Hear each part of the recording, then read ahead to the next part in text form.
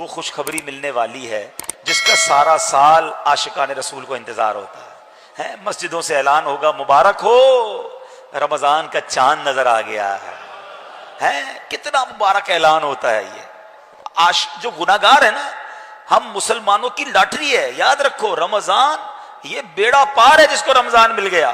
کیوں کہ نبی پاک علیہ الصلوۃ والسلام فرماتے ہیں کہ اگر میری امت کو یہ معلوم ہوتا کہ رمضان کیا ہے تو وہ تمنا کرتے سارا سال ہی رمضان ہو۔ اس حدیث سے سمجھ جائیں۔ مولا علی شیر خدا کرم اللہ تعالی وجہ الکریم ایک اور کمال کی بات فرماتے ہیں۔ آپ فرماتے ہیں کہ اگر اللہ تبارک و تعالی کو اس امت کو عذاب دینا مقصود ہوتا تو اللہ اس امت کو رمضان اور سورہ اخلاص عطا نہ فرماتا۔ رمضان دیا ہے، قرآن دیا ہے، سورہ اخلاص دی ہے تو اسی لیے دیا ہے کہ بخشے جائیں۔ تو یہ بخشش کا مہینہ ہے، مغفرت کا مہینہ ہے، ایسی رحمتوں کی برسات ہوتی ہے کہ نفل کا ثواب فرض کے برابر، فرض کا ثواب 70 ٹائمز ملٹیپلائی کر دیا جاتا ہے۔ روزہ دار کے لیے سوراخوں میں چونٹیاں اور سمندر میں مچھلیاں دعائیں مغفرت کرتی ہیں۔ افطار کے وقت 10 لاکھ گناہگار بخش دیے جاتے ہیں۔ رمضان کی راتوں میں یہ اعلان ہوتا ہے کوئی مانگنے والا کہ اس کی مراد پوری کر دی جائے، ہے کوئی سوالی کہ اس کی جھولی بھر دی جائے۔ یعنی سارا سال میں اور آپ دعا کرتے ہیں اللہ سن لے، اللہ قبول کر لے۔ رمضان میں ادھر سے ندا دی جا رہی ہے مانگ لو، مانگنے کا مزہ آج کی رات ہے۔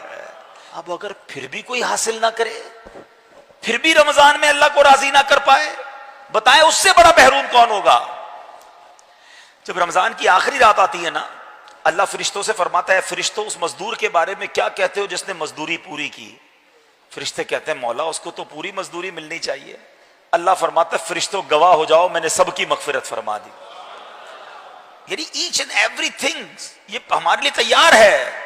مگر ایک حدیث اب سن لو، میرے آقا علیہ الصلوۃ والسلام فرماتے ہیں جس کا مضمون ہے کہ وہ شخص برباد ہو جائے کہ جو رمضان کو پائے اور اپنی مغفرت نہ کروا سکے۔ تو رمضان میں مغفرت لینا یہ ہم سب کے لیے بہت ضروری ہے۔ نہیں لے پائے تو گئے کام سے۔ اور پھر رمضان میں گناہ، یہ بڑی اہم بات کرنے جا رہا ہوں۔ جو نوجوان بیٹھے ہیں، بچے بیٹھے ہیں، ہماری عادتیں اتنی خراب ہو گئی ہیں کہ روز حرام دیکھے بغیر لوگوں کو نیند نہیں آتی۔ حرام کمانے کی بھی عادت ہے لوگوں کی۔ تو جس کی عادت گناہوں کی ہوتی ہے نا، وہ رمضان میں بھی وہ کام کر رہا ہوتا ہے۔ اچھا ابھی دیکھیں مسجد میں بیٹھے نا، یہاں کوئی گناہ کرے تو کتنا برا ہے۔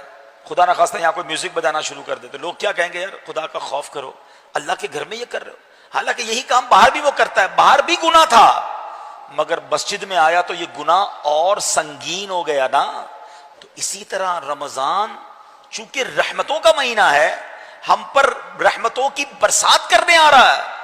تو اب اگر کوئی رمضان میں گناہ کرے گا نا تو اس کا عذاب بھی زیادہ ہے، اس کی پنشمنٹ بھی زیادہ ہے۔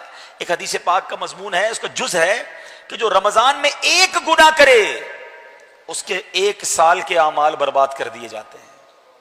اب بتائیں کتنا بچنا ہے؟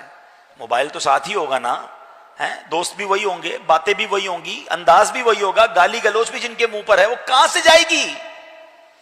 تو یہ رمضان کی تیاری کا ایک حصہ ہے کہ جہاں خوب نیکیاں کرنی ہیں، نمازیں پڑھنی ہیں، نوافل پڑھنے ہیں، تراویح پڑھنی ہے، روزے رکھنے ہیں، وہاں اپنے آپ کو گناہوں سے بچانا ہے۔ ورنہ ایسا نہ ہو کہ سب لوگ تو بخشے جائیں، میری گناہوں کی عادت مجھے مروا دے۔